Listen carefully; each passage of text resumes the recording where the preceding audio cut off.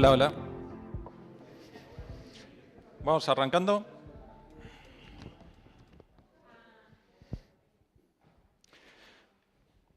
Good afternoon.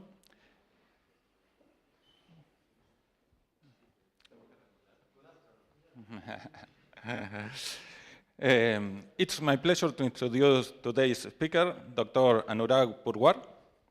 Dr. Purwar is an associate professor of mechanical engineering at Stony Brook University, where he leads the computer-aided design and innovation laboratory. His research focuses on mechanism design, robotics, kinematic synthesis, and the integration of artificial intelligence and machine learning with engineering design. He has published more than 120 research papers and developed innovative tools for mechanism design and robotics education. This week, Dr. Purwar has been visiting Instituto Balseiro through the Maldacena program, where he has been teaching a course of data-driven design of mechanisms and robotic systems. Today, he will present his colloquium, Mechanism Design in the Age of AI, Unifying Geometry, Data, and Intelligence. Welcome, Anurag. Thank you very much for visiting Instituto Balseiro and for being with us today. Thank you, Yuan. All right, okay. It's very dark in here.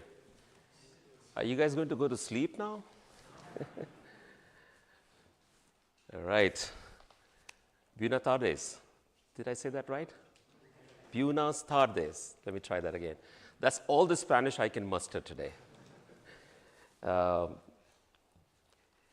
So, you know, when I was preparing this, this talk, I thought that I would not have any equations. And I would promise that there are no equations in this talk. It's all just beautiful pictures and videos.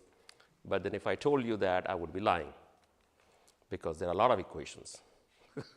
So that's a warning. Well, okay, not a lot of equations, but yeah, some equations. But I hope to temper all those equations with some pretty pictures and videos in the beginning and the end, okay? All right, so let's get started. Yuan has already introduced me, so I don't need to say anything more about myself.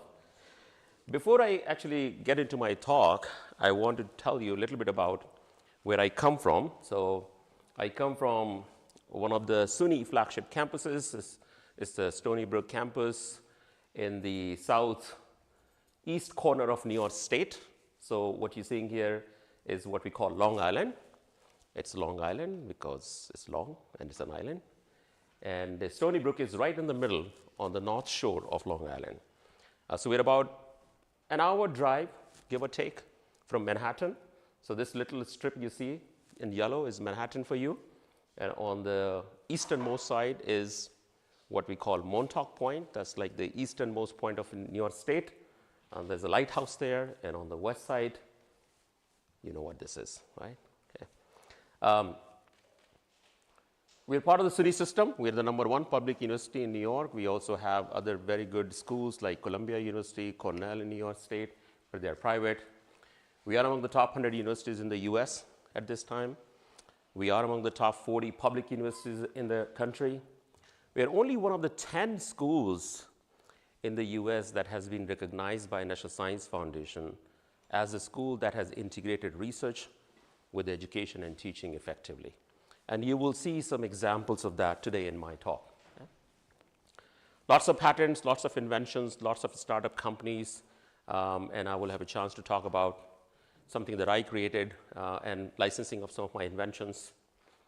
We have many faculty that have won several Nobel Prizes in peace, in economics, in physics, and so on. In fact, anytime you go and get an MRI done, everybody knows what an MRI is, right? You can thank Stony Brook University and one of its professor, Professor Paul Lauterbauer, who was a professor of chemistry who invented the MRI technology. So Stony Brook is famous for being the home of MRI. Okay, so with that much of a little introduction about the school where I come from, and a little bit of information about number of faculty and students we have. We have about 45,000 students in our campus and about 16,000 faculty and staff. So it is actually a pretty big institution. It's still smaller than many other public institutions that we have in the US. So this talk is titled Mechanism Design in the Age of Artificial Intelligence. First of all, I don't want to presume that everybody here knows what a mechanism is or what mechanical design is. So let me unpack this title a little bit for everybody. So first of all, what you see here in some of these cartoons are actually the mechanisms. These are devices that transform a rather simple motion like rotary motion or a straight line motion into something more complex, something that's a little bit more useful or entertaining. What you see here on the top is what is known as a spatial Stewart-Gauss platform. Okay? This is known as a 6 degree of freedom mechanism where a straight line motion of these, you can think of them as hydraulic or pneumatic cylinders, their actuation produces a complex motion of the moving platform. Okay? So this is what we call a multi-degree of freedom, a spatial mechanism because it moves in 3-dimensional space. Then you have mechanisms that move on concentric spheres. And this mechanism that you're seeing over here is actually a deformable mechanism. And again, here, the basic input motion being supplied is a simple rotation. You do that, and it kind of opens up or closes. At the bottom, you see here a walking horse mechanism. Here you have many, many links and joints that are connected together in parallel planes. So this is an example of parallel planar mechanisms over here. Okay? Now, in general, these are going to be single degree freedom, which means you can drive them with just one motor, one actuator. Okay? Now, what you see here in all of these examples are rigid bodies, deformable bodies, those we call links. And then you have joints like hinges or sliding joint, and the technical name for them is prismatic joint. Okay? Or you see spherical joints that are here. Or you see universal joints. So you have joints, you have links, and you have the pattern of interconnection. And that describes the topology of the mechanism. So that's one aspect of design. How do we determine the topology of these mechanisms for a given motion problem? So your input is simply the motion, and now you're looking to find mechanisms that can match with that motion. And if you're thinking, well, there got to be lots and lots of mechanisms that can do that motion, then you're absolutely right. It is what we call many-to-one mapping, many mechanisms to one motion. Okay? The other aspect of designing such mechanism is the dimensional synthesis. So dimensional synthesis is where we are asking questions. Where should these pivots be located?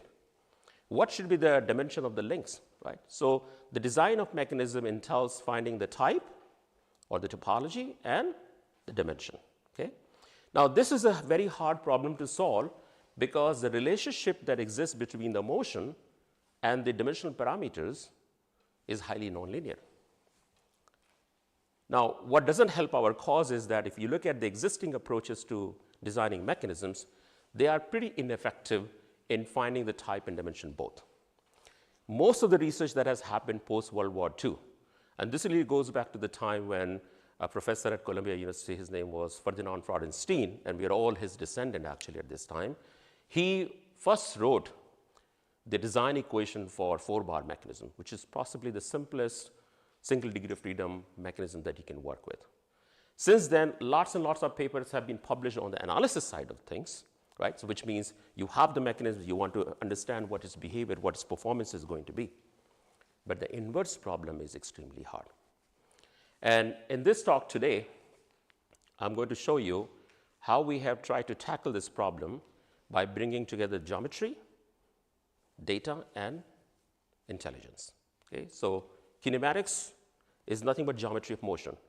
Motion of lines, motion of points, motion of planes, and things like that. Okay?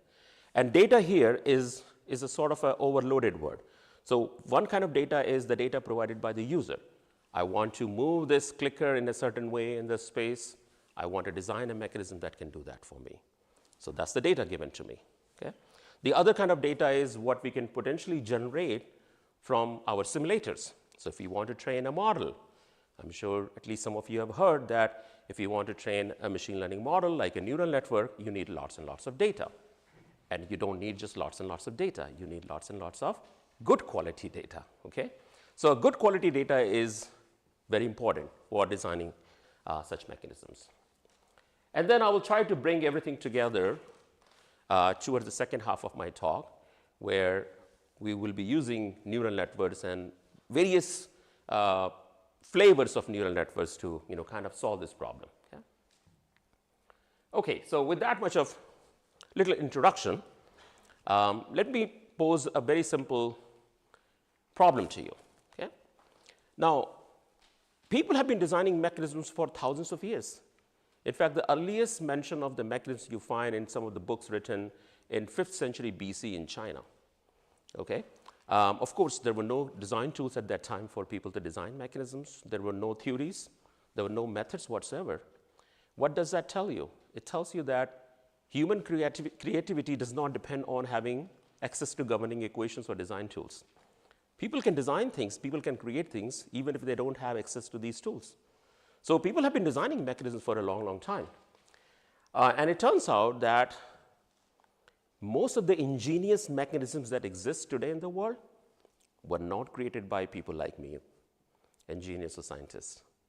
They were created by artists, because artists have the kind of patience and the intuition that engineers do not have.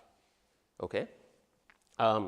Engineers are very good at solving problems. They're very good at solving math equations. They're very good at programming things, right? But we're not very good at sitting down and trying different options, different possibilities to create a really high quality mechanism. And that's something that I'm trying to change, right? Mechanism design should not be just a pursuit of artists who create great mechanisms. And if you have heard of a strand beast, anyone heard of a strand beast from Theo Jensen? These are giant walking machines that walk on the beach powered by the wind. So this is a Dutch artist named Theo Jensen. Look him up on YouTube if you can. You'll be absolutely mesmerized by what he has created. Okay? And there's always this question, how did he create those things? Okay? So let's go back to the Industrial Revolution time, right? When Watt invented his steam engine, and he had a pretty ingenious mechanism here. Now you look at that mechanism and you see there is something that's moving along a straight line direction, and then you see something that's rotating, right? That's the motion transformation for you. A straight line motion converted into a rotary motion or vice versa. Now this is what he needed. In fact, the earliest objective was to get rid of the water, take out the water from the coal mine where the workers were working. It was not about the power production, more about making the workers who were working in the coal mines underground safer so that you could remove the water. Manufacturing technology in those days was not so advanced that you could create straight line guides. Okay? So he had to achieve this straight line motion by using a bunch of links and joints that were connected with hinges only, or what are known as revolute joints. Now you see the number of links he has here. You look at the pattern of interconnection. There is a 4-bar mechanism here. There is a 4-bar mechanism here that generates what is known as an approximate straight line. It's not an exact straight line. So exact in the sense that it cannot be described by a mathematical equation of a straight line. It is just an approximate straight line. Then he has a pantograph mechanism over here that magnifies that straight line motion. But Franz Reuleaux, who is considered to be the father of modern kinematics, he actually wrote this in his book that he has no idea how Watt invented it. In fact, it is said that Watt was more proud of this mechanism than he was of the engine itself, that he created in collaboration with his financial partner, Bolton. Okay, so if you guys ever have a chance to go to UK, in particular London, there's a beautiful museum there that has all these engines, and I visited that last year. It was fascinating.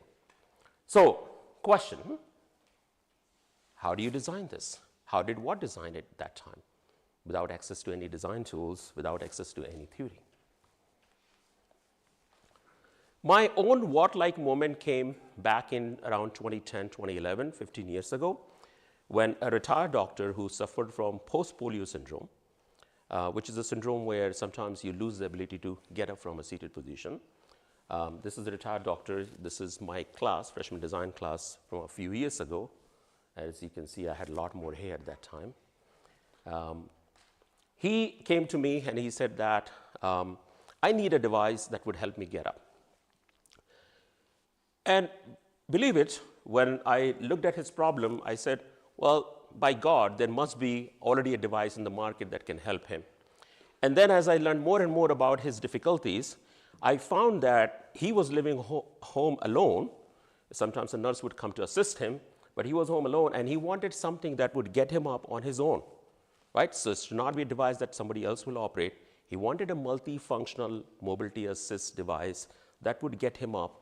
Then he would lock his knees, and then he would use that device as a walker and walk. So this is what he was looking for, right?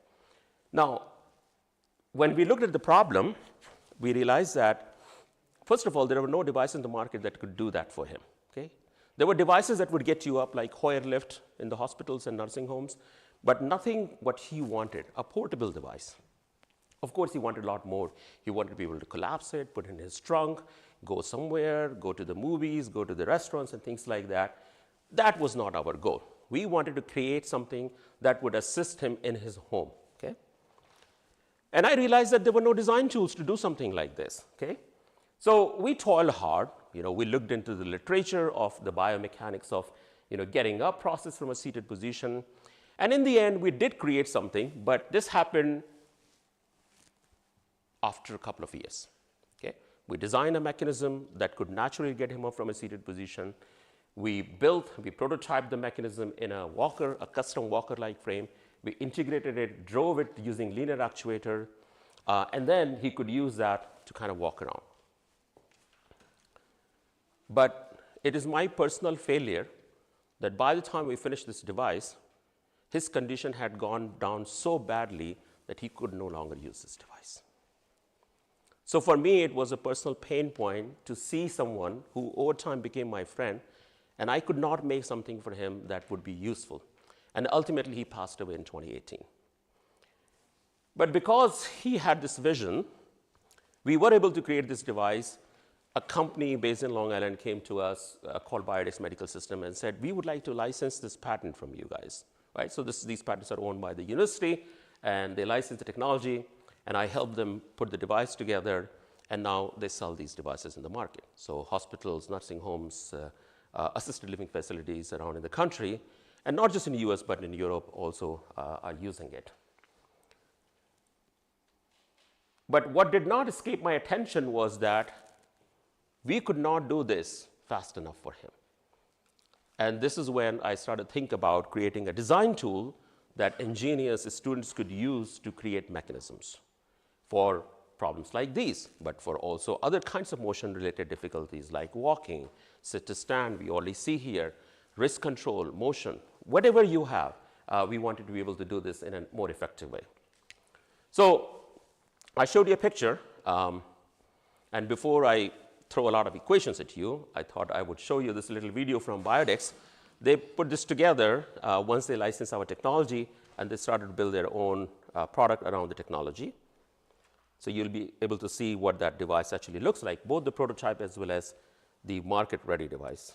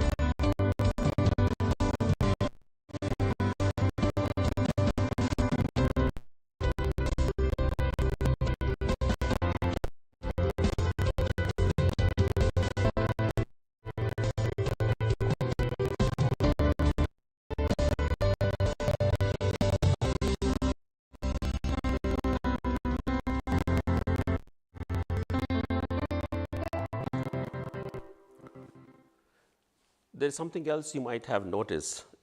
The prototype that we created was meant to be what we call a functional assistive device. A functional assistive device is something that an end user will use in whichever facility he is or she is living in. In this case, it was meant to be used in his home.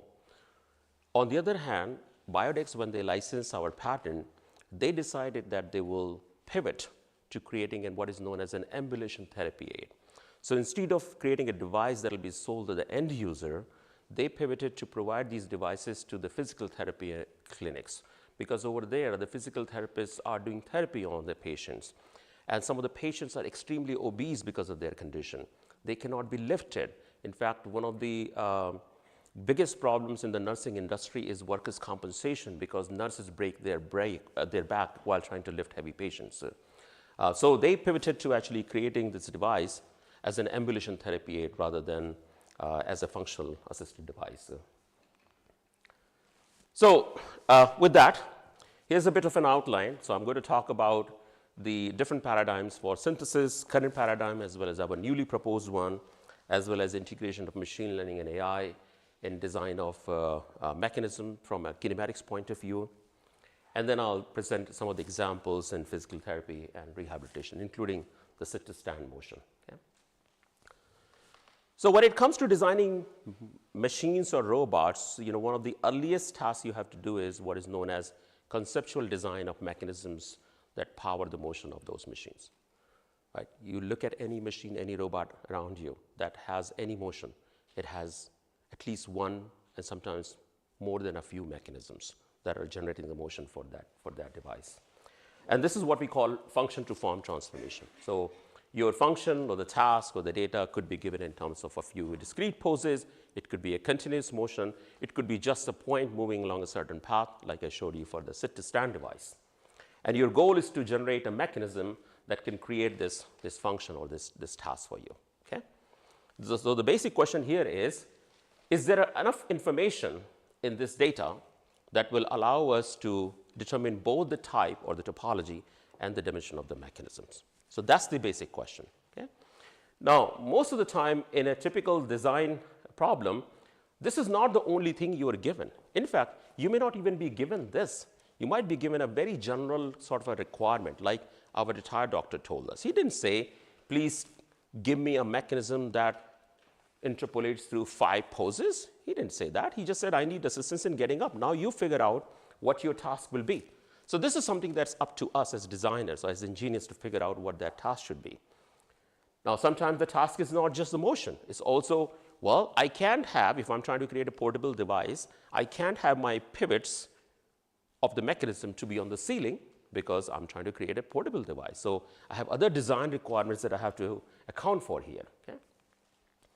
So the current paradigm is such that you pick the type and you arbitrarily pick it. Well, you say, well, what do you mean arbitrarily pick it? Well, it's driven by the intuition. So if you have been in the field for some time, you have some idea what might be a good fit for you, right? And you say, okay, I'm going to pick a 4-bar mechanism, and then you spend all your time doing the dimensional synthesis. Now, dimensional synthesis part is easier because it's solving a bunch of math equations and then programming them, hopefully, okay? So this 2-step paradigm is what we call mechanism-centric paradigm, because you pick the mechanism and you pick it arbitrarily. So in this case, the form is actually selected. So we're talking about function to form transformation. Form is what we need to determine, but form is what we assumed already, which seems like a kind of reverse, right? Okay. So we have shown that this approach actually does not work, right? So if you pick a type, and I'll give you a very simple example. So let's say I give you 5 poses, and these poses are given by the translation values and the orientation, okay? So where it is going to be located in the space with respect to some frame and what the orientation of those poses are. And you assume that there will be a 4-bar that can go through these 5 poses. Sure enough, you can write design equations and you can find the dimension of this entire mechanism, which means where the fixed pivots are, where the moving pivots are, what the link lengths are, and so on, and you get a motion. Now, there may be other problems with this mechanism, but let's not get into that right now. Now what I do is I change one of the orientations just so slightly. So I change it only by 3 degrees, right? Same design equations, no solution. What does that tell you? It tells you that you cannot decouple the type of the mechanism from the data that's given to you. Somehow, this data has to account for the type of the mechanism that you will compute, not assume. Okay? So in this case, it may so happen that you need a higher order mechanism, like a 6-bar mechanism to create this motion for you, right? But now this is like looking for a needle in the haystack. Which type of mechanism is the best fit here? So ideally speaking, you should be able to compute the type and dimension, and both of them simultaneously. And this is what we call the data-driven approach that we have proposed, which is where we can actually analyze the data that is given to us by the user, and we can find out what is the best type of mechanism that fits that data and what are the dimensions that will work for us. And we can determine both of those things simultaneously. So this is our paradigm where we start with the task analysis. This is a step where, given a motion, we can actually extract the hidden geometric constraints in it.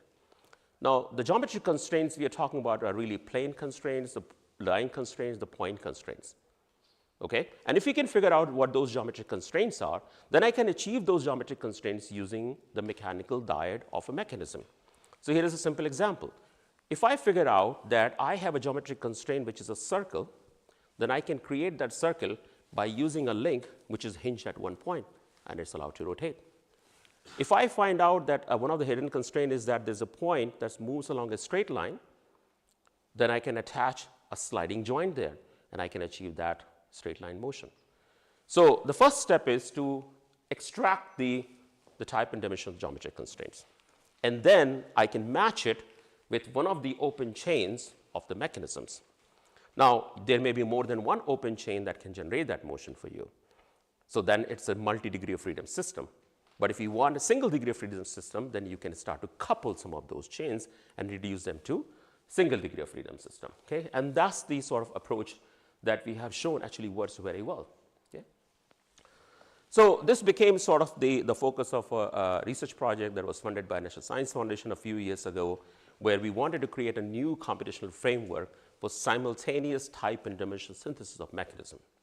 And a secondary goal was to create design tools that can help us solve problems like development of sit-to-stand device. Okay? And I'll give you a little demo of that too. Okay?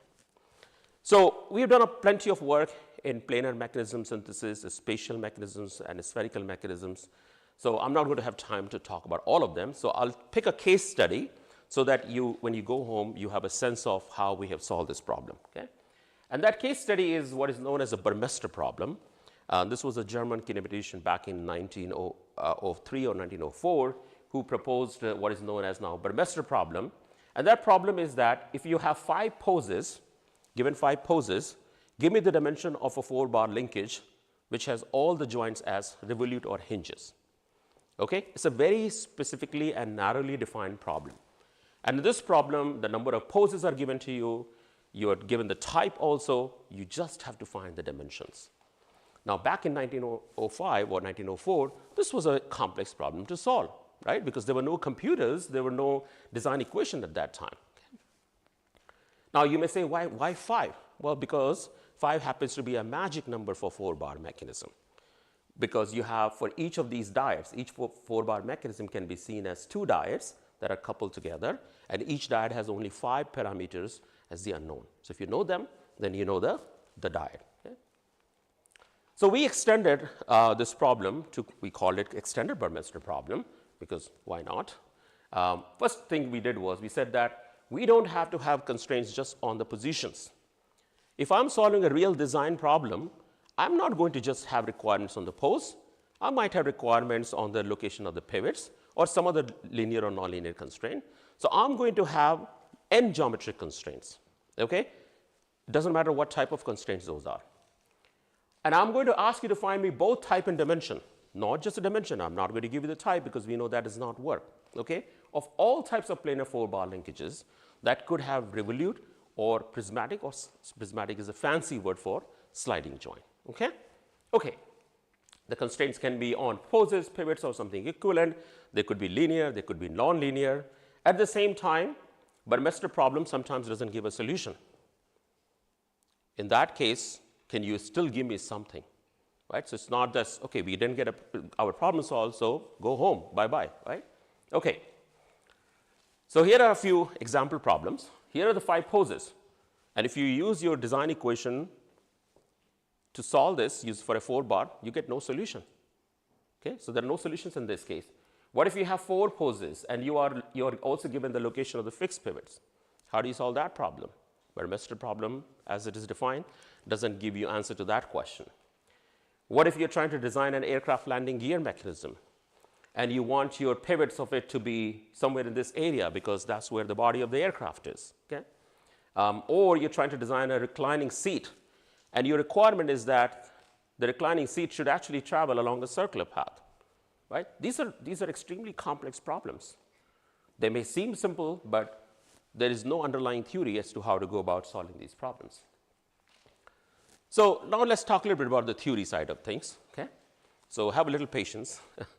4-bar mechanisms, as I mentioned before, have 4 links, right? So 3 moving links and 1 ground. And each 4-bar mechanism can be divided into its constituent building blocks, or what we call them, dyads, right? So this is the dyad, it's an RR dyad, and 1 point traces a circular path. Here, this is also another dyad of similar type, also traces a circular path, right? Here you have what we call RR-PR mechanism, where 1 point traces a circular path, while there is a line on this link that actually remains tangent to a circle. So we have point constraint, we have line constraint. Here also we have a constraint on the point that should remain along a fixed line, and another one where there is a line constraint which should remain, which should keep its orientation constant with respect to another fixed line. Right? So just basically point and line constraint, that's it, right? Okay. So for each of these 4 building blocks, I can actually create what is known as a unified design equation. Now remember, if you want to compute the type of a mechanism, you have to start with a unified design equation. Very much like the equation of a conic section. So if you write the equation of a conic section, its coefficients determine whether you will have a circle or an ellipse or a hyperbola or a parabola or in one of its degenerate forms, right? So coefficients tell you what type of conic section it is. It is something similar that we are trying to achieve here. We need a unified design equation for all possible geometric constraints that exist for the 4-bar. And we can get that by writing them using homogeneous coordinates, because when one of these coefficients, this is the homogenizing factor for the coordinates of the center, becomes 0, then actually this becomes a line, right? So equation of a circle, equation of a line tangent to a circle, all of that could be expressed in a single equation. These are the equations in terms of the fixed coordinates, okay? Now, for a motion generation problem, you're going to have poses given to you. You're going to be given their location, their orientation. You're going to have a moving pivot. So now you have to bring in your transformation. So we use quaternions, which are 4-dimensional hypercomplex number, to represent the displacement in a plane, okay? And then we use an idea called kinematic mapping to translate or transform our unified design equation into a form that looks like this. Now, if you look at that form, it has some coefficients from P1 to PA. They are functions of your mechanism parameters. All right? Now, you right away notice that these 8 coefficients are not going to be independent because you have only 5 independent unknowns. So there has to be some relationship between them. We call them intermediate design parameters, right? These are the coordinates of the planar quaternion. So these are known to you. So if I give you a pose, you know what a quaternion is, okay? So in other words, what you have here is a degree 2 algebraic surface in a 3-dimensional projective space describing the geometric constraint of each constituent dyad, right? And these dyads, if you try to visualize these equations, this is what they look like. So for an RR dyad, it's a hyperboloid of 1 sheet. For an RP and PR dyad, it's a hyperbolic paraboloid, okay? They're slightly different geometry, but their nature is that they're hyperbolic paraboloid, okay? So now the design problem is that if I am given number of poses for a motion, each of those pose maps to a point in a projective space using the quaternion and kinematic mapping, okay? So my goal is to find 2 such surfaces whose intersection will contain those points, and we call them image points. So now I'm turning this problem into a computational shape analysis and design problem. Okay? So pure kinematic design problem is turning into a shape problem. Okay, so these 8 coefficients, they're functions of mechanism parameters, and as I mentioned before, there are only 5 of them which are independent. So as a result, you have 2 quadratic conditions that relate them. Okay? In reality, actually you have only 7 independent here because you can always divide by the P8. It's a homogeneous equation. Okay? So these 2 conditions are now fundamental for us to get a mechanical die. This is equivalent of your general conic section equation. Once you understand what these coefficients are, then you will know what type of diode you have, and you will have computed diode rather than assuming it.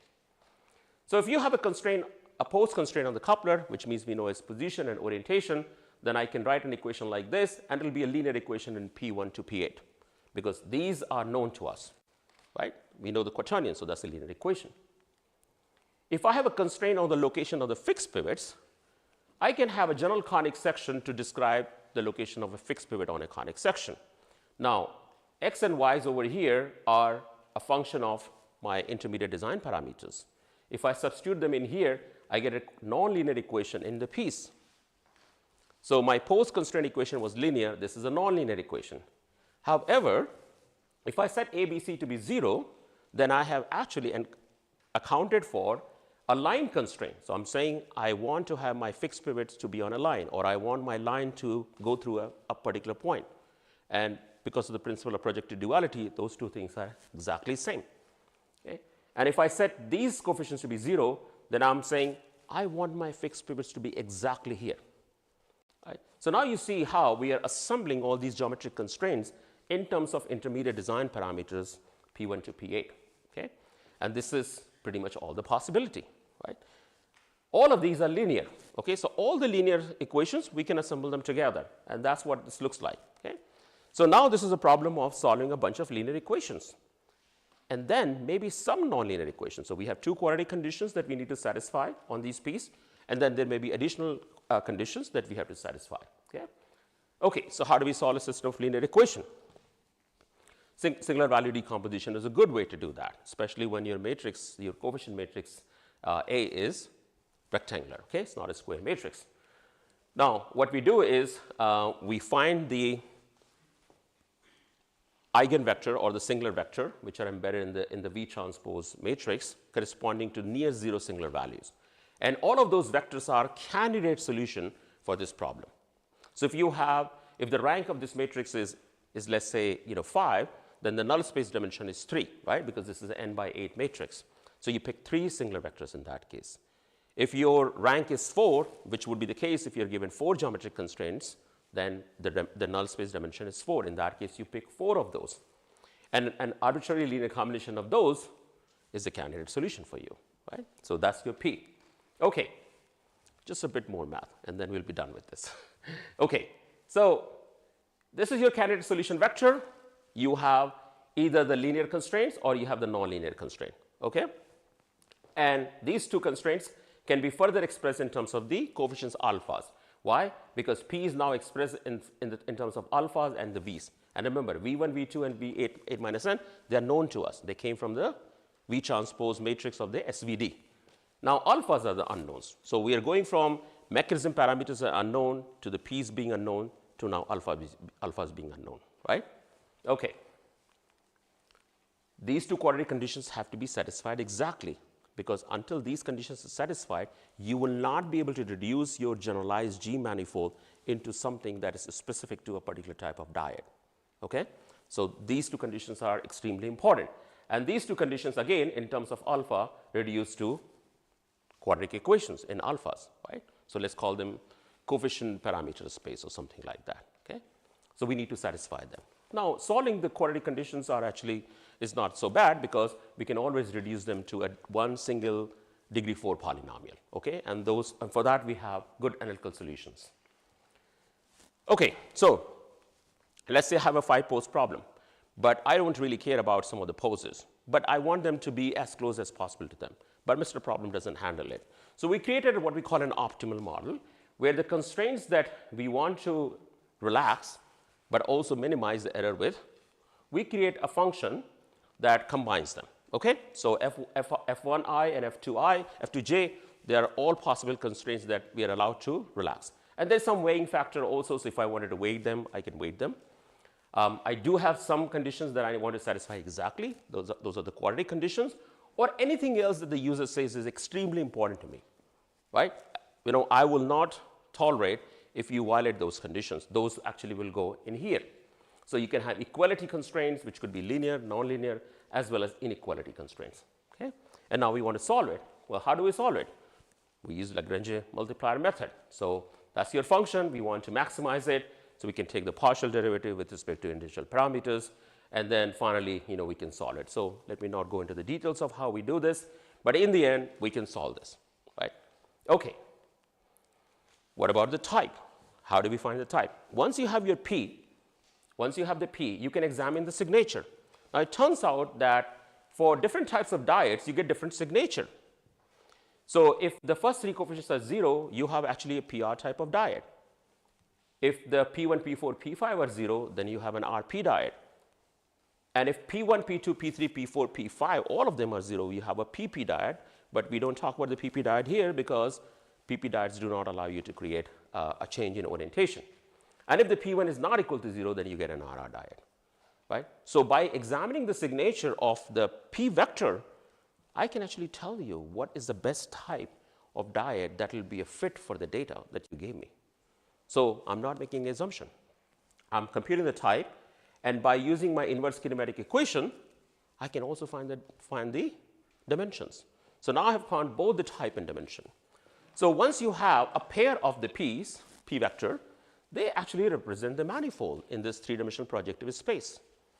These two represent two possible diodes, and their intersection, and you cannot see it actually from there, but their intersection contains the points, the image points that are mapping of the poses that the user provided to me. Okay? So here you're seeing two hyperboloids of one sheet, so right away you know that you have two RR diodes. Here you see one hyperboloid of one sheet and a hyperbolic paraboloid. That means you have an RR diode, and the other one is either a PR or an RP diode. But they have different signature, so I can tell you which one it is. So let me present to you a little example of design of landing gear for different scenarios. Okay? So let's say my goal is to synthesize a 4-bar linkage such that this mechanism will go through 1, 2, 3, 4, 5 poses. Now, I might say I want all 5 poses to be interpolated, but then I have no freedom, really, because 5 is the magic number for a 4-bar. So I might say, okay, I'm okay if you give me 1, 2, 4, and 5. 3, come as close as possible to that. Okay? You can also say that fixed pivot should be either on this circle or inside this allowed region. All right, so let's try to solve this problem in a progressive way. Okay? So what we will first do is we will just do the 5-position synthesis to see if we can find some useful solution. Okay? Just 5-position synthesis problem. Your A matrix is going to be 5 by 8, no nonlinear constraints, and you can try to find a 4-bar mechanism. Second, we will try to relax the third position and use our optimal model to find the mechanism that will minimize the error. Okay? And the third is we will add this nonlinear inequality constraint for the circle. Okay? All right, let's see for the first one. 5-pose problem. This is what you get for the 5-pose problem. Now you see that one of the links is huge, right? There is no way you're going to use this. This is really not a practical solution. All right, so we say, you know, we're not going to work with that, especially if the 5 poses are exactly, you know, required. Then we relax the third pose, and now we're using our optimal models. We're saying we want to be as close as possible to the third pose, but it's okay if you don't get there exactly, and this is what we get, right? And in this case, actually, we get 6 diodes, and so we have 6C2 number of, because you can pick 2 diodes at a time to build a 4-bar mechanism, so you have 15 possible mechanisms. You see here the fixed pivot is here, which we don't like, right? We don't want the fixed pivot to be here. And then we impose our strict circle constraint, okay? And then we opt in 3 diodes, which are exactly where the fixed pivots are exactly on this circle. Right? So it's the same methodology that we're using for different problems. And this is a Grashof-Crank-Rocker mechanism. Here also we get something similar, but it is not a very good solution for meeting those poses. And then finally, we add the inequality constraint, and these are the kinds of mechanisms we get. And these are pretty promising mechanisms that potentially could be used. Okay, so let me show you how we have implemented some of these algorithms in this tool called MotionGen. And this is a tool that is freely available. It runs in the browser, so you can go home if you're interested and sign up for a free account and start using it. And this is a tool that started its journey as a simple mobile app long time ago for my students to learn how to do 4-bar simulation and synthesis. But since then, it has become what we call a planar n-bar mechanism simulation tool. It also integrates our synthesis algorithms, both based on the algebraic fitting algorithm that I presented to you, as well as some of the machine learning algorithms that I'll present to you after this demo. Okay? At the same time, this is a tool that is used a lot by industry these days. We're about 120,000 users in pretty much every single country on the planet using this. So not only can you simulate and synthesize, but you can also export part geometry for 3D printing and CNC laser cutting. So let me switch over to MotionGen. By the way, this is an example that we have in our library for an aircraft landing gear. What I want to show you is just the synthesis for the motion. Okay? So I'm going to input 5 poses, and I'm just going to quickly draw something. And as soon as I do this, you see that the software starts to synthesize mechanisms. And let me just show you one configuration so you can appreciate it. Right? So here you see there is a 4-bar mechanism. It's going a little bit outside the bounds of it, but trying to go through all those 5 poses that you see here. Okay? And it works okay for 5 poses. Sometimes you will see that you would have to disassemble this mechanism in some poses that's known as assembly mode defect. So if I go ahead and try to change one of these poses, you will see that. Now you see here how there are only 1, 2, 3 poses that are in one assembly mode, and the other 2 are not. The other 2 are actually on the cross configuration. It's the same mechanism, it's just assembled differently. So if you go there, you see the other 2 are being met, right? This is known as a circuit defect. Okay? So algebraic fitting algorithm, even though it works very well, it often produces defective results. It'll give you mechanisms, and you have to be very lucky to get a mechanism that's not going to have a circuit defect or the branch defect or the order defect. Now let's try to add more poses. If I add more poses, you see how quickly it starts to unravel. In fact, at this point, saying there is no solutions to this problem. Okay?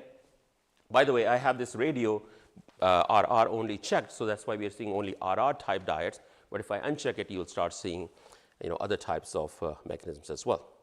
So this is a big problem, right? It's a big problem. How do we solve it? And really, there is no good analytical solution to this problem. People have tried to solve this problem without much success. And this is where we're going to turn our attention to using machine learning. Okay? So a few years ago, I wrote this position paper just talking about some of the challenges that exist in researchers trying to use neural networks and machine learning for design of robot mechanisms. Okay? And this is going to give you a sort of kind of a broad overview of the possibilities. Okay? We have come a long way since we actually did something like this. Okay? So the idea is very simple. What we want to be able to do is we want to be able to design mechanisms that have no defect. We want to be able to design mechanisms that can generate approximate motion. We want to be able to provide users some feedback when their input is not a good input, so it is not a black box. Okay? We want to be able to provide them lots and lots of different diverse and novel solutions. How do we do that? Well, first thing is we create the data set. So we develop our own simulator, the same simulator that's powering the MotionGen right now, but we have a headless one. So we can generate whatever data we want. And it's all good quality data because it's our own simulator. We find the features of that motion or the path. It could be Fourier descriptor, it could be wavelets, could be image-based representation, and so on. And we train what is known as a variational autoencoder. A variational autoencoder is a probabilistic neural network model where you can compress your input into a smaller dimensional space. And at the same time, because we impose a Gaussian distribution on the latent space, we have similar looking motion or similar looking coupler curves clustered together. So an advantage of that is that when the user provides a curve, let's say a path for a sit-to-stand motion, and it's an incomplete path or a very poor path because the user didn't give me the requirements very well, then when I sample from the latent space, I can get what are known as conditional outputs. These conditioned outputs is useful for me to send to either for a database inquiry or to another neural network which can map my latent vector into the mechanism parameters. And when I do that for a same input, I can get hundreds of novel and diverse solutions. And every one of these mechanisms can be now examined. And maybe there will be some that will satisfy the requirements that you have. Okay? So that's sort of the general idea of how we do these things. Now, you could do end-to-end training. You could do a separate neural network training. Those are two possibilities for you. So one of our recent goals has been to create a very large data set that we can use for training our own models, but also provide to other researchers so they can test their own neural network models. So we use our simulator to create a data set with 3 million mechanisms, which has different classes of 4-bar mechanisms, 6-bar mechanism, all types of 6-bar mechanism, as well as 8-bar mechanisms. So there are about 153 classes of 8-bar mechanisms in our data set. And we actually use a part of this data set to design a sit-to-stand mechanism. So this is coming full circle, right? We started talking about how to design mechanisms for a device like sit-to-stand. Now we're trying to answer that question ourselves. We pose that question, we're trying to now answer it, okay? So what I just presented you, if you use that methodology, you start with your raw input. This could come from a motion capture system. It could come from the literature. You do its normalization. You embed into an image. This is what we use quite a bit, embedding into the image. You train your variational autoencoder with all of that. And at the inference time, you get a latent vector. And from there, you can either use a neural network or a database lookup to find the mechanism parameters. The advantage to us is that we can find lots and lots of mechanisms. It's not just one type of mechanism. And every one of these mechanisms can be subjected to fine-tuning using some sort of optimization, okay? And you can impose hard constraints. You can say, well, I want mechanisms only the ones that have a torque requirement less than some value, right? Because dynamics also plays a role over here. And in the end, we can get many mechanisms, not just one type that we put in the device. So tonight, you can go home and you can actually try this yourself. Okay? We have also extended this to the motion synthesis problem. So I talked about the defect, right? I talked about the approximate motion synthesis. What if I give you a bunch of poses? It's not just 5 poses. I give you 20 poses, 30 poses. Well, there ought to be some 4-bar mechanism that can approximate this motion. And if they do exist, we want to be able to find them. Because designers don't care about number of poses. They will tell you a general motion requirement. You can convert that into a task that may be amenable or suitable for the way you want to solve the problem. So here you can see a whole lot of different types of 4-bar mechanism for different motions. We have extended this methodology to a spatial mechanism. One of my PhD students, she just graduated, and this was her focus. So she actually created a data set for 27 different types of spatial 4-bar mechanism with revolute joint, prismatic joint, a spherical joint, cylindrical joint, and so on. Okay?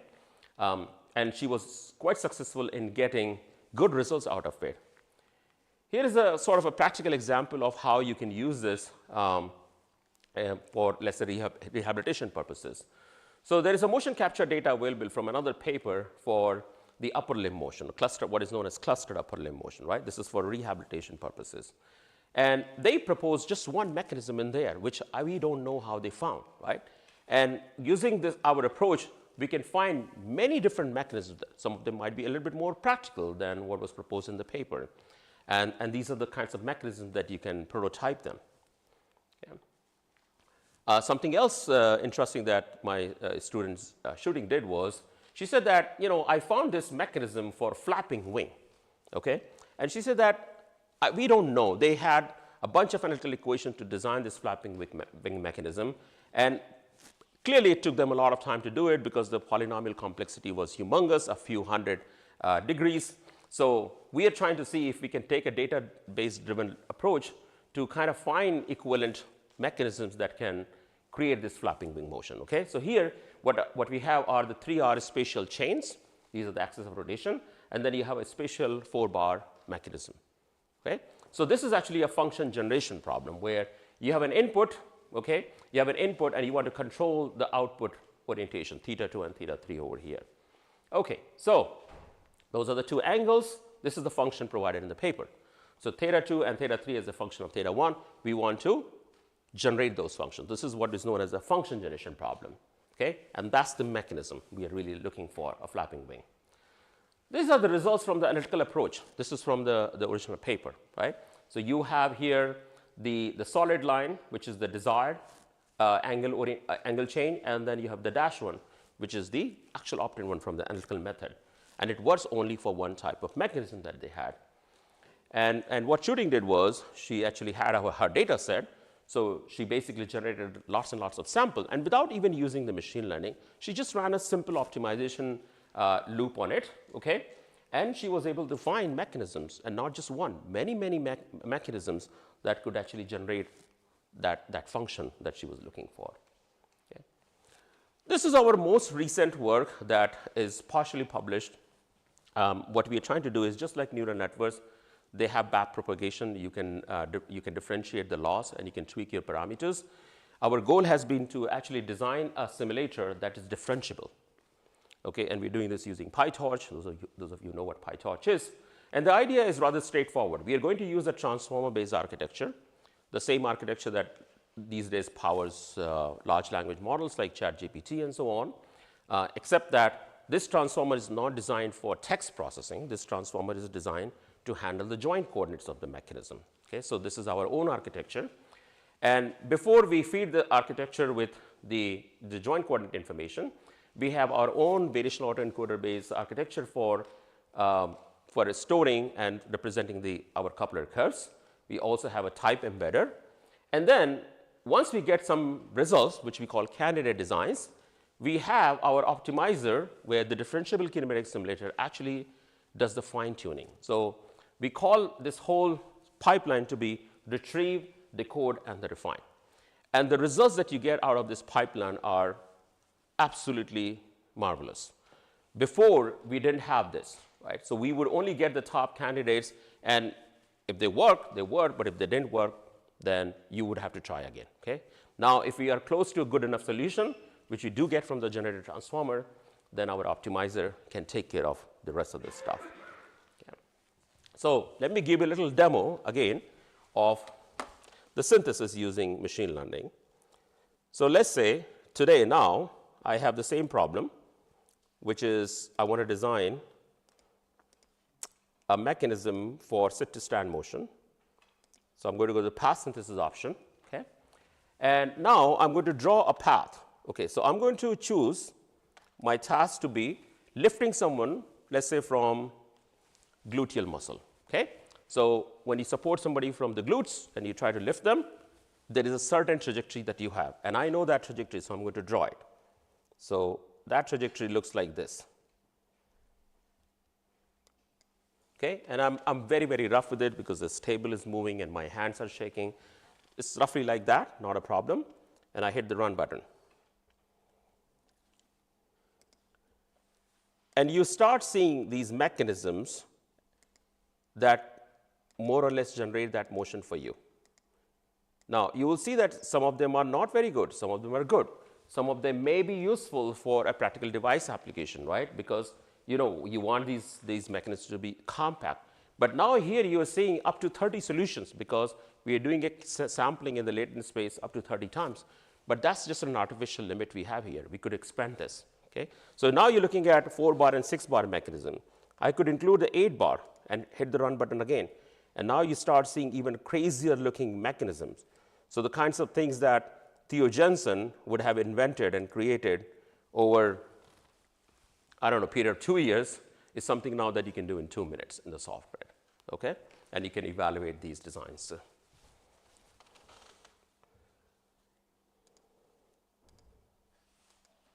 All right, so I want to finish this talk by just talking a little bit about an educational outcome. I talked about how we are very proud that we integrate our research with education for our undergraduate and graduate students. And in that regard, I created this class called Freshman Design Innovation. And the idea was very simple. Most of our students, they come into our department, they do what is known as a capstone senior design project, but they do it when they are seniors, and then they graduate. So before that, they have no real exposure to engineering design process, and I wanted to do this in the freshman year. And I made robotics to be sort of my platform for teaching them mechanism design, for design of practical electronic circuits, design of computer program, and I wanted to be able to do this in a sort of a cost-effective way, okay? So you can see here kind of an example project from my class, and I'll show you a few more, where students can design walking mechanism using motion gen. They can prototype using a hardware that I invented several years ago. We have off-the-shelf electronics like Arduinos and DC motors and servo motors to prototype their creation, and finally they can build something which has potentially like walking capabilities with an ultrasonic sensor, so it can detect something in front of it and so on. Okay? And this kind of aligns well with what National Academy of Engineering has been saying for quite some time, that all passive lecture-based instruction should be replaced with project-based integrated learning. So in support of that class, I actually ended up creating a robot kit. That wasn't something that I planned to do, but it did happen, fortunately, for my students and for myself as well, because I was not willing to ask them to buy these $400 robot kits that were in the market at that time. At the same time, I didn't feel those kits were really providing authentic engineering design experience to our students. So I set out to create something very, very simple, and initially, this was back in 2015, I had a CNC laser cutter in my lab, and that summer I spent some time to create just this little guy. And this is a two-wheel differential drive robot, which is actually driven by the two continuous rotation servos with an ultrasonic sensor. And that's all I wanted to create. And I gave this little kit to all of my students. I had 200 students about that year. So we paired them and we created 100 of these and gave it to them. And they did all of their programming on this little platform. And then end of the semester, they came to me and they said, Professor, we want more. We want to be able to do our projects. And I said, okay, let's take a look into it. And we persisted, and we kept, every year, we kept adding more and more parts, and it kind of grew organically from that point onward. And before we knew, it was a complete robot kit. So if you're interested in learning more about the kind of evolution of this robot kit and the ecosystem we created for supporting the design, you can actually find it in this paper, which we just published in the ASME Journal of Translation Robotics. So this talks about the motivation and what we have done, really. In the bottom, these are my favorite pictures because these are our earliest prototypes using acrylic and wood that we had put together at that time.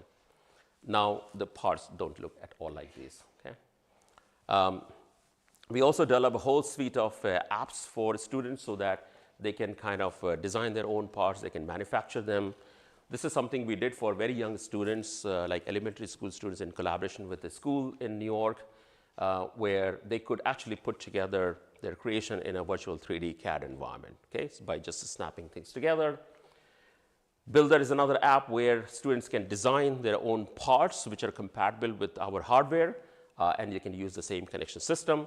Once they design it, they can export it for 3D printing or laser cutting, or even using, let's say, a CNC machine for cutting in metal. It doesn't really depend on the material or the thickness of the material. Motion Gen we have already kind of talked about. And then MicroBlue is another app which allows you to control the robot motion. And all of these apps are available for free. So if you go to snappyxo.io website, you can try and you can use any one of those. Okay, so I'm going to end this by showing you a little demo of my final project for my freshman design class. This is a substantial undertaking on the part of my students. They typically work in teams of 3 to 4 students. They have about 3 weeks to propose a problem. I give them different categories, and then they have to prototype it. Sometimes they use the standard kit, sometimes they 3D print or laser cut their own parts, and then they do a final demo in the class where I invite my faculty to also come and see what students have created. So I should really update this video. This is back from 2017, but it's a good one, so I keep it. All right, okay, let's get started. Ultrasonic sensing facing robot that follows a line on a track, and then will stop at each garage and drop off the package.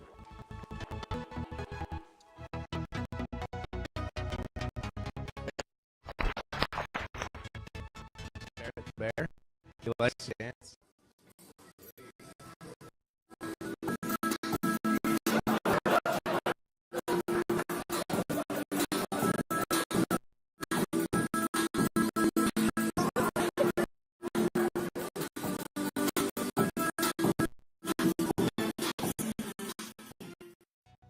The engineers, we designed a eight-legged computer system to represent something that had a organic walking motion to it.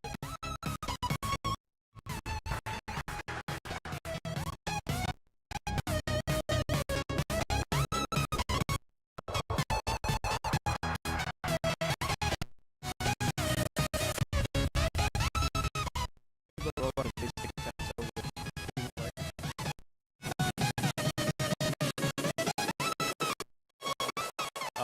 Threads that his gears kinematic XO.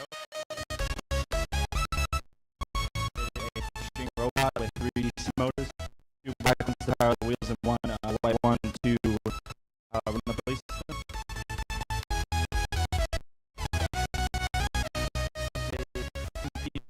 The gyro and the PID control. Alright, we move on to the next. Is a giant robot, which means it's pretty much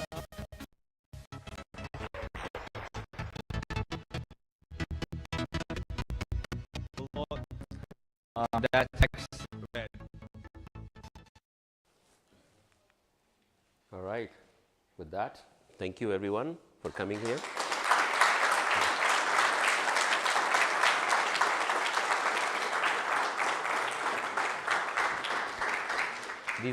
These are my 2 newly minted PhD students who just graduated, Zazay and Shooting. Thank you very much. We have some time for questions.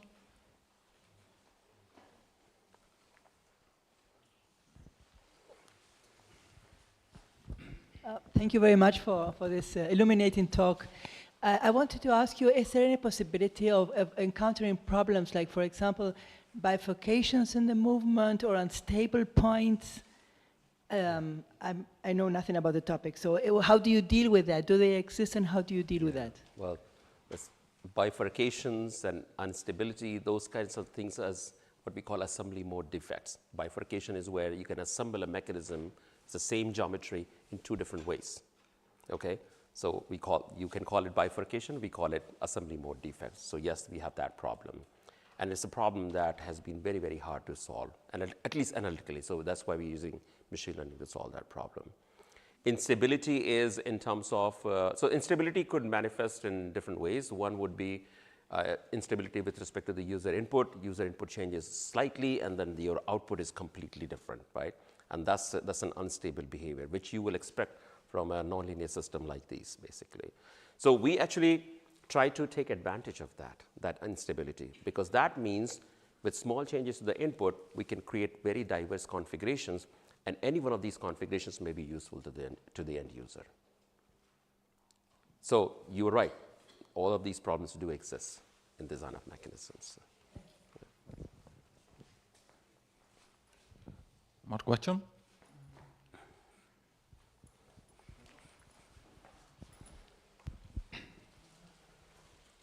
Hi again, and thank you for the presentation. I really liked it.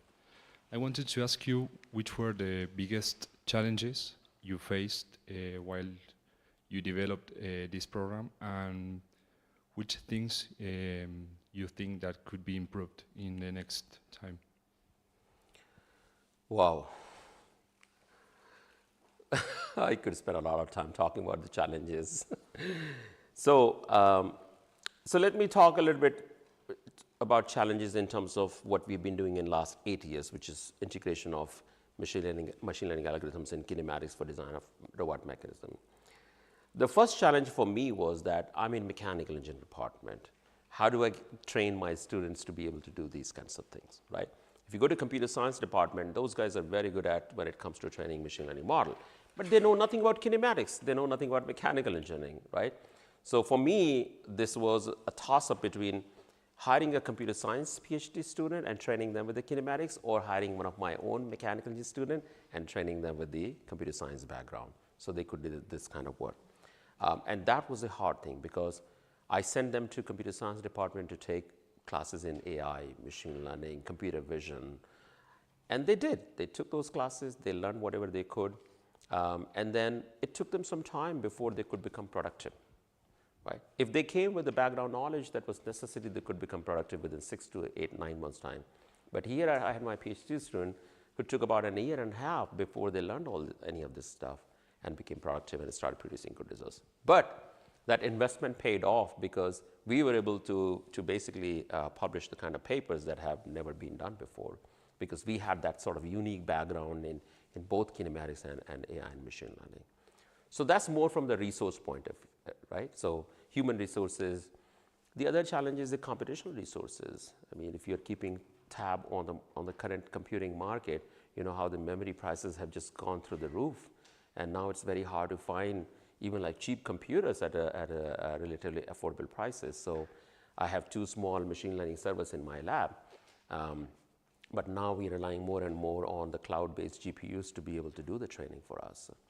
So lots of challenges in terms of resources, not to mention the technical problems that happen every now and then. So there's a whole lot that I actually did not present to you here today in terms of using other models, like when we started using variational autoencoder models. Variational autoencoder models are very good at compression, very good at representing things in a Gaussian space.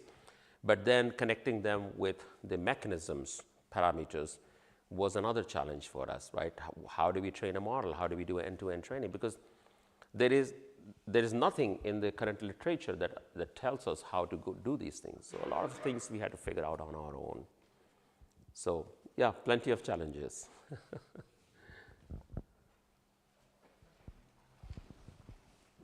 Once you get the solutions to a certain mechanism, given the model of machine learning, do you find the need to iterate over those solutions to better the design, or do you satisfy yourself with what you get from the machine learning? Oh, okay. So if I understand your question correctly, and correct me if I'm wrong, you're saying that you get some mechanism design solution from our machine learning models. Do I have to do anything with it, or do I just use it? Is that what you're asking? Yeah. So that's what I was actually talking about when I presented our transformer-based this model, right? So this is where you get the answers from the model, machine learning model. Whether it's a transformer or a variational autoencoder or a conditional variational autoencoder, it doesn't matter. The answer you get over here are decent, in the sense that they're good initial starting point for doing further optimization. So until now, like even in the motion generator I showed you, there's no optimization happening there. It's just the answer from the machine learning algorithm. But ideally speaking, if you really want to get close to your desired input, then you have to do some optimization.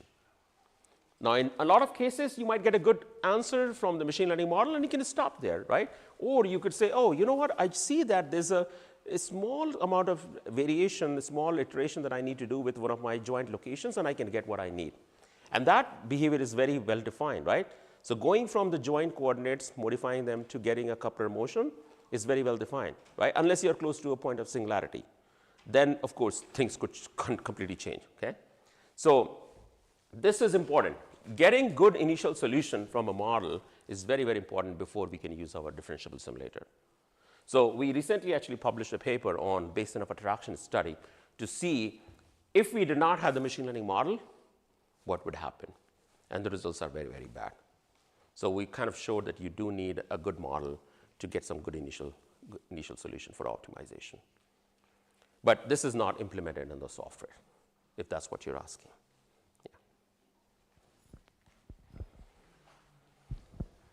Thank you for the talk, first of all. I have to say that I haven't studied mechanisms yet, so I don't know much of the field. But I was wondering all the mechanisms that you presented and the algorithm and so on were designed for rigid parts. Yeah. Have you ever thought about generalizing it to flexible parts in order to reduce the amount of parts and the complexity of the overall system? It's a very, very difficult problem, right? So compliant mechanisms, having a general framework for, forget about synthesis, even simulation. There's no framework for even simulating those things, right? So if I put together some flexible parts together with hinges and all that, there's nothing out there that allows you to even simulate it. Synthesis will be the next step. So yeah, no, I have thought about it, but have I done it? No. Yes, I have absolutely thought about it. So it's an open problem. It's a very, very important research question at this time. And people have tried to solve this using finite element, right? They will model them as deformable bodies. But that works only if you have a small deformation. When you have large-scale deformation, it doesn't work. There's no finite element software that can do the large-scale deformation for you for those mechanisms, unfortunately. There are some simulators available from some of the companies. I don't know if you heard about Mujoko. Have you heard of, anybody heard of Mujoko? Okay, so Mujoko claims that they can do soft bodies and the simulation of soft compliant stuff. We've tried it. It doesn't work. Yeah, so. Thank you. Maybe you want to think about that as your future research topic. Thank you very much for this very interesting talk. I was wondering, maybe I missed the point, but from all the example that you show, maybe I was wondering if all these examples were driven by a single mechanism, which is active, and all the other were passive. And so you mean single degree of freedom? Yes. Yeah. Maybe there no, is... they're all active. All of these mechanisms are active. They're all single degree of freedom, which yes. means they're all driven by a single actuator. Yes, you have only one motor action. One motor to drive. And what happens if you have multiple motor action and maybe this all action can interact in sequences? And yeah. if any framework about how to deal with this situation, maybe reinforcement learning, but I don't know. Yeah, so that's a good question, right? So if you have a multi-degree of freedom system, let's say, the first question is, what problem do you want to solve out of it, right? I mean, if you have multi-degree system, you're going to have a workspace. If your motion is going to belong to that workspace, there is nothing to really design then, right? So you might say, I have this workspace, and I'm willing to have a multi-degree of freedom system to design it. And I really didn't get a chance to talk about that. But when I presented this idea of having the 5 poses, 6 poses, when you have more than 5 poses, in that case, you can, instead of using 1 degree of freedom system, you can use 2 degree of freedom system. What you have to do is you have to, when I talk about the intersection of the constraint manifolds, you will actually get a pair of constraint manifold. When you get a pair of constraint manifold, that corresponds to a 2 degree of freedom system. So you can have a 5-bar mechanism in that case. You see what I'm saying? So yes, it is possible to do multi-degree of freedom mechanism design as well using this approach. Now, we haven't done that for our machine learning, using our machine learning techniques yet, because we are still investigating a sort of a good problem to solve for that. So most of our effort have been dedicated to basically just single degree of freedom mechanism so far. But yes, that's a good question, how to do multi-degree of freedom system as well. Thank you.